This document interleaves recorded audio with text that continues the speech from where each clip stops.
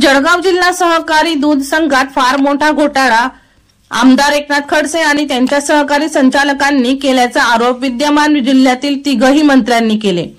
त्यात टीका करण्यात आघाडीवर होते। विद्यमान दूध संघाचे चेअरमन चाळीसगावचे आमदार मंगेश चव्हाण, एकनाथ खडसे यांच्या धर्मपत्नी मंदाकिनी खडसे चेअरमन असताना दूध संघात फार मोठा आर्थिक घोटाळा झाल्याचे सांगत कार्यकारी संचालकांनी फार मोठा भ्रष्टाचार केल्याचे सांगून त्यांच्यावर गुन्हा दाखल करण्यात आला।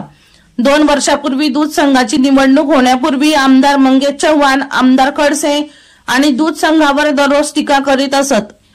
आमदार एकनाथ खडसे आणि कंपनीने फार मोठा भ्रष्टाचार केला असून दूध संघाला डबघाईस आणले, तसेच दूध उत्पादक शेतकऱ्यांचे फार मोठे नुकसान केल्याची टीका सातत्याने करून संघ बरखास्त करून शासनातर्फे मंडळ नेमण्यात आले।